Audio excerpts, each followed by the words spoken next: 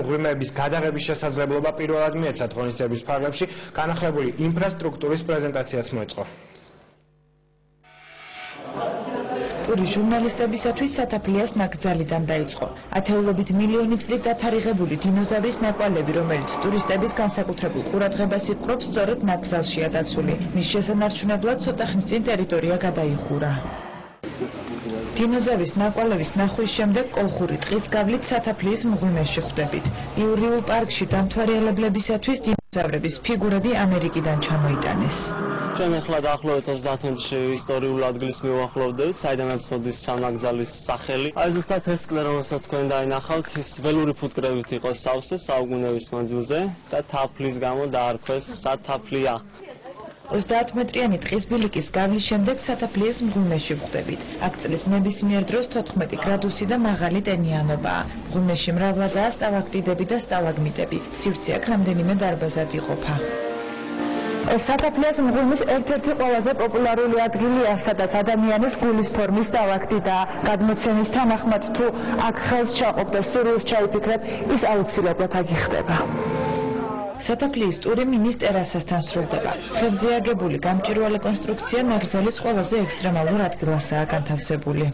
ეხლაც ამ წუთასაც დგევართ ერთ-ერთ ყველაზე მაღალ ადგილას, მე მგონი და ძალიან საინტერესოა ზოგადად და მგონია რომ ბევრი ადამიანი უნდა მოვიდეს და ნახოს ეს ადგილი, იმიტომ რომ არის საქართველოში ერთ-ერთი ადგილი, რომელიც ნამდვილად ყველაზე ძალიან კარგ შთაბეჭდილებას მოახდენს. სათაფლიას და პრომეთეს აქვს ძალიან დიდი პოტენციალი ეკოტურიზმის განვითარებაში და ზუსტად ეს დღევანდელი დღე ამას ემსახურება, რომ მაქსიმალური ინფორმაცია მიაწოდოთ ტურისტული ინფრასტრუქტურისა და ტურისტული სერვისების შესახებ ტურის მონაწილეებს. სათაფლიის ნაკრძალის დათვალიერების შემდეგ მედიატურმა დაცული ტერიტორიების სააგენტოსთან ერთად პრომეთეს მღვიმესკენ გადაინაცვლა. მღვიმის ბილიკის სიგრძე არის 1420 მეტრი და ამ ყველაფერთან ერთად ჩვენ კიდე გავლით დაახლოებით 900-მდე საფეხურს.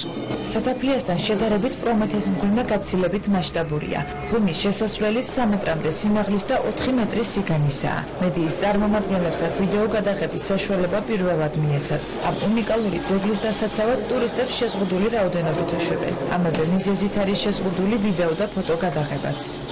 ყოველდღიურად ხდება მღვიმეში ტემპერატურული რეჟიმის და ტენიანობის შემოწმება, ასევე ხდება მღვიმის ტექნიკური დათვალიერება, ეს არის მდგრადობაზე, ჭერის სიმტკიცეზე და სხვადასხვა ფაქტორზე. ძალიან დატვირთული დღე იყო სანახაობებით, ემოციებითაც თავისთავად ჯერ ვნახეთ დინოზავრების ნაკვალევი, შემდეგ ვნახეთ სათაფლიის მღვიმე და დასასრულს ესეთი ენით აღუწერელი სილამაზე, რომელსაც შეიცავს პრომეთეს უდიდესი მღვიმე.